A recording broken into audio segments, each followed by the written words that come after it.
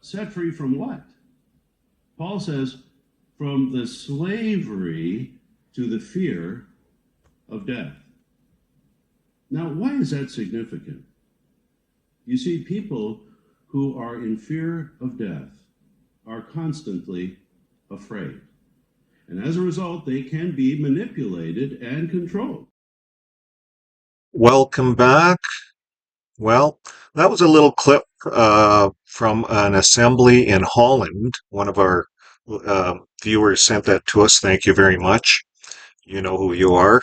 Now, that was sent to us. It was an assembly part. Mark Sanderson gave this talk on fear, and he told the audience that you can use fear to manipulate and to control people. Now, my big question is, do Jehovah's Witnesses use fear to control and manipulate people? Well, let's take a look at the Elders book, and let's take a look at only one situation with that.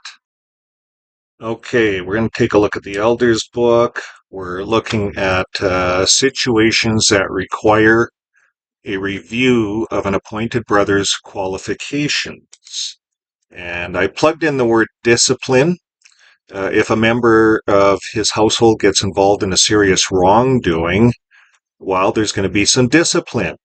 So did he shield his family from discipline or try to manipulate the elders handling the situation?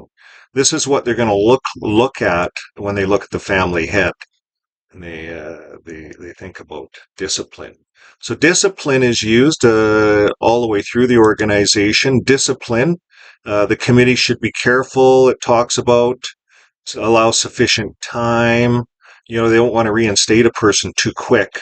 So what they're saying is if such a person is reinstated quickly, others may be emboldened to commit serious sins as they feel that the discipline will be light. The discipline, right? So there's lots of discipline going on in the elders book. Generally, elders should not consider administering discipline if a Christian charges another Christian with making false statements in a court dispute. Did you get that? So I thought I'd point that out because the Jehovah's Witnesses always go to court, and I'm just going to get that up a little higher so you guys can see that. I want to call it discipline. They're exempt from discipline. So it says elders should not consider administering discipline. If a Christian charges another Christian with making false statements in a court dispute. So let's say a CSA court case goes up and the elder goes up and lies through his teeth and says, I know nothing about this, because he shredded all the records yesterday, right? At the direction of jw.org, at the direction of the service and legal department. So this is what's going on. They don't get disciplined for lying in court, making a false statement in court. Bromley, their JW lawyer, made all these false statements. He got charged $154,000. He lost the appeal. We have not heard from him since. So this is a little bit on discipline. Everyone in this organization is fearful of discipline. This is an organization that deals with lots of discipline. It's all about discipline. This whole shepherding the flock book, it's not about love, it's about discipline. And what goes with discipline, folks? Let's take a look at this really closely. Okay, so what goes with discipline? Well, discipline is the practice of training people to obey rules or a code of behavior. And it says it's using punishment to correct the disobedience. So that's discipline. Is that not what JW.org is doing? They're using, it's a code of behavior. They have rules. It's a rule book. Almost 300 pages. We covered the elders book, and that's how they punish people. It's the code of behavior. It's in the elders book, and they use that to administer discipline, they call it, but it's punishment. And the punishment is the shunning, the disfellowshipping. You get punished, I get punished because we are cut off from our family.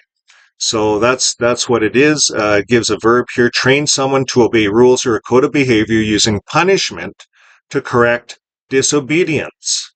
Many parents have been afraid to discipline their children. So that's discipline. So let's go to the word punishment. Punishment is the act of inflicting pain, suffering, or a loss on someone as retribution for transgression, such as a crime or a moral offense. So if you're in the congregation of Jehovah's Witnesses and you are in a situation where it's life and death, you may get punished. And let me explain why. Okay, so I plugged the word disassociation in. It comes in 40 times. And we're going to go and see how many. Now, just to come back up here a bit, they have a disassociation. So if you disassociate yourself, you quit going. They fill out this S77 form. It's the same form that they use for disfellowshipping. So you're treated the same to them. It's actually a little bit worse to disassociate yourself because you don't get a chance to appeal it. There's no appeal. You're done. It's once you write that letter, you've disassociated yourself. That's like a death sentence, and that's how they look at it. So I'm going to go down to one of the other areas you can disassociate yourself, and here it is. In the Elders book, they have a whole section, chapter 18, all about disassociations. So now that you know it's the same as disfellowshipping, here's how you can get disassociated. If you make it known, so you write a letter. Number 2, if you join another religious organization, make known your intention to remain with it. Number 3, so you're not allowed to go and join another religion. It's right here. You disassociate yourself. You lose all your family, friends. You cut off your arm. You have no more association. You know, your disassociation from the religion, but now the religion dictates to others in the congregation that they can no longer talk to you because your name is announced like a disfellowship person. Now, number 3, willingly and unrepentantly accept blood. You're disassociated. On the other hand, if the elders in the committee determine that he is unrepentant, they should announce his disassociation for you accepting blood. So here you are, you were in a car accident, you're rolled down the hallway of the hospital, the doctor's beside you. Vern, do you want to accept a blood transfusion? Because you're going to die. We need to put blood into you right away. But we notice you have that Jehovah's Witness card in your wallet. Now I have to make a decision.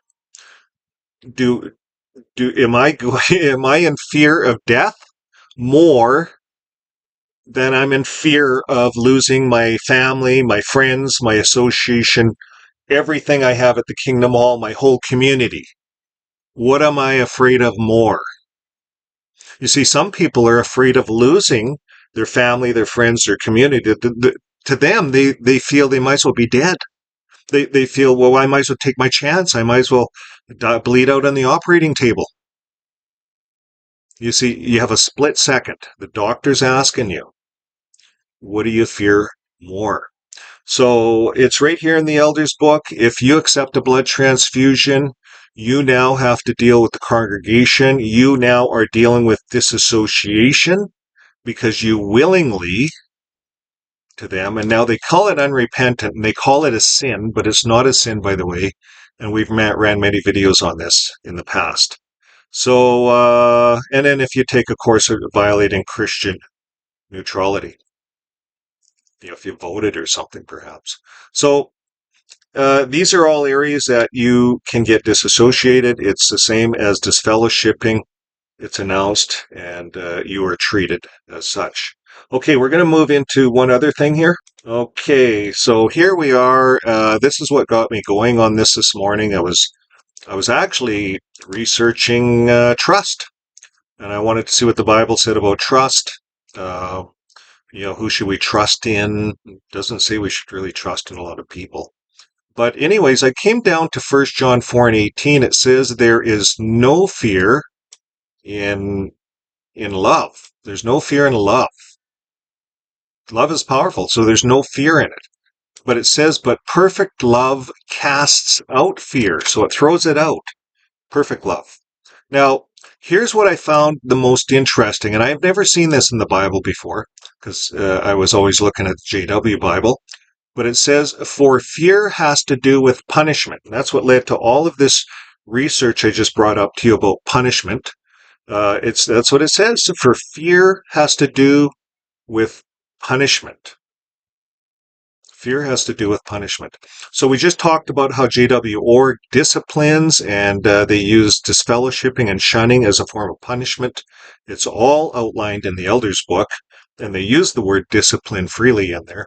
And when we do the cross-reference, punishment, discipline, it's the same thing. It goes hand in hand. In fact, discipline ends up with punishment, or it's not discipline. So here the Bible says, fear has to do with punishment. You see, so if you're punishing a child, he's afraid, right? And so if you tell the congregation you're going to get disfellowship for all of these various rules, they're afraid. They're afraid of losing the connection, losing the social contact with everyone. They're afraid of being alone. They're afraid of dying. They figure they're going to die at Armageddon if they're on the outside. That's what they're afraid of. So this is the kind of punishment that JW Org throws, a kind of fear. It has to do with punishment. And what does the Bible say? It says, whoever fears has not been perfected in love. So I guess my question is, for JW Org, for the governing body, if you're using these fear tactics, you know about them, you know you can manipulate and control people, even you're telling your audience that, how can you be perfected in love? You see, love and fear, they don't work that way. It says it right here in the Bible. There is no fear in love, but perfect love casts out fear. You see, so if we are loving, there should be no fear in the congregation. People should not be afraid that they're going to be disfellowshipped for taking a blood transfusion, for choosing life over death, for making a conscientious decision. They should be allowed and left alone on those matters. But there's fear put into them, fear to the point that they would give up their life for this religion.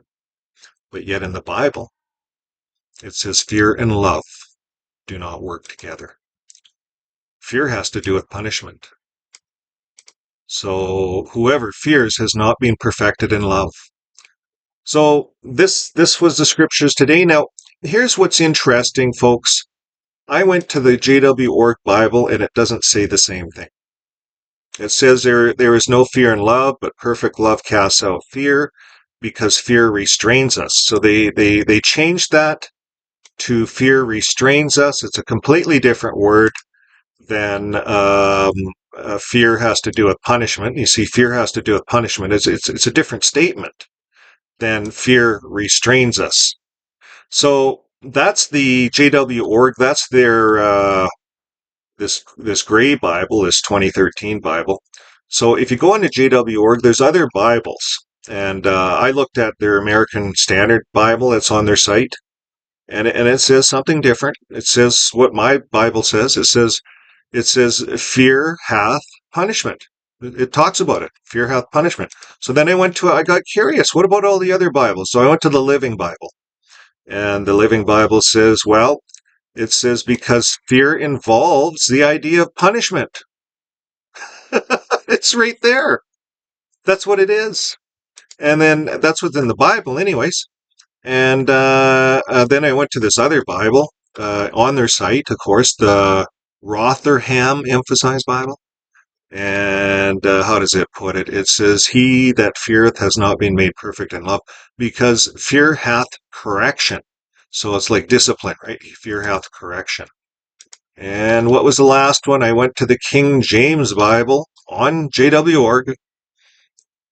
And it says, because fear hath torment. Torment. You see, when you're disfellowshipped, you're tormented. It's torment. It's correction. It's not loving. There's no love in fear, in creating fear in your congregation. So fear has to do with punishment, but if you look at their latest Bible, It doesn't have to do with punishment anymore. It says fear restrains us. So it changed the meaning. It's just one of those other areas that I found that J.W. Org has in fact changed the meaning of the Bible. But they're using punishment, discipline. They're restraining us from love. There's no love there. Love and discipline, punishment, they don't work hand in hand. The Bible talks about it, but they pulled that out. They pulled that out. They say there is no fear in love, but perfect love casts out fear, because fear restrains us. But what does the Bible say? What does it really say? It says fear has to do with punishment in 1 John 4 and 18. So J.W. Org likes to use punishment to control people with fear, and they even acknowledge that's how they control people. So I just want to show this again. What do you think was going on there? Fear, punishment. Do you think a lot of the Watchtower people were looking at the hills? Now, all of us know that the fire was all around the Watchtower, all around the lakes. Now, it's all put out, of course, or controlled. I don't know if it's completely out, but it's controlled. It's all Black Forest. Do you think there was a lot of fear going on at the Watchtower? Yeah, there was. Because they had people all around there. They talked about it. They had people all around the Watchtower spraying with fire hoses, spraying all the vegetation as much as they could. And they got involved in the community. They opened up condos to people that needed them. Watchtower has a lot of property. There was a lot of fear. Now, do you think Watchtower, of course, in their Bible, fear doesn't have to do with punishment. It's just restraint. So we take their fear and we go back to fear has to do with punishment. Well, one could put two and two together and make some assumptions when looking at that picture. So, anyways, if you've ever been involved in a fire, there's a lot of fear. You're afraid. You're afraid. You're afraid of Mother Earth or the wind, or, is this God coming down and turning the winds on us and surrounding us with flames? Is that from God? Well, to Watchtower type people, to JW type people, they believe everything is in the power of the wicked one. You see, they would blame that on Satan. They would say Satan's after everyone at the Watchtower but Jehovah held it back. Jehovah held back the flames. You see, that's how I would spin that if I was in the Watchtower. But fear and punishment, that's a big thing. It has nothing to do with love, and they even changed their Bible. They pulled that punishment out, they used the word restraint, and they changed the meaning again. So thanks for following along with me for the Sunday scriptural read. And like always, till next time, keep living your life with love. Love always works. There's no fear in love, but perfect love casts out fear. So if we're afraid of the times we're living in, they're turbulent times, cast that out by practicing love. Get involved with something that's loving. It's this time of year, Christmas time. There's a lot of giving. Now, as a JW, we were told it was all evil, but get over that. It's a time where there's a lot of energy with giving. And a lot of people reflect on the birth of Jesus. They reflect on the three wise men. They reflect on the gifts that the three wise men gave them. These guys were astrologers. They gave Jesus these gifts. These gifts got them to Egypt to escape Jesus being killed by Herod. And they got to Egypt, lived there for a couple of years. There was enough money and the gold, probably. And the perfumes and the oils were very expensive. So they used that, and that was part of it. This is all part of the Christmas thing. It's very joyous. Now, if you want to talk about the biggest birthday party in the world, it's Christmas. That's when the angels were in the heavens singing when Jesus was born. Now, have you ever seen the angels in the heavens singing when someone was born? I have never.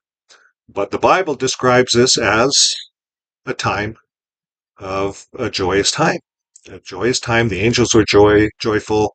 The shepherds came in and the three wise men brought in these gifts, and then in a vision they got the hell out of Dodge because Herod was jealous. So J.W. Org tries to demonize that. They try to demonize the star, but the star had a purpose, and the star showed that God was directing the whole thing. They call it the Star of David. So are we to be fearful of those things? Absolutely not. You see, fear has nothing to do with those loving events. It's understanding the events that release us, the love that was involved in those events of Christmas. Now, the time of year, the date, and all that might not be December 25th, but it's the event that everyone looks at. And it's just a time of year that everyone, the darkest time of year up in the northern hemisphere anyways, that people are trying to light up the world and give out a few gifts. And there's a lot going on helping the poor, just like Jesus did. He gave out real food, not paper that says, hey, in the new system, there's going to be a paradise. Nothing like that. Jesus dealt with real people, with real food, real bread, real fish. He set the example for all of us. And so when I think of JW Org, they do none of that. They'll only look after their own, maybe in certain situations. They'll even tell their own to go to other churches in situations of hurricanes and floods because they do not have a ground force on the ground helping. They do in certain situations, but not in all situations. So this is how it works. It's in the Elders book. We have covered that over the last 6 months. So thanks again, and I rambled on a little bit too long here, but we'll catch you in the next video. Bye for now.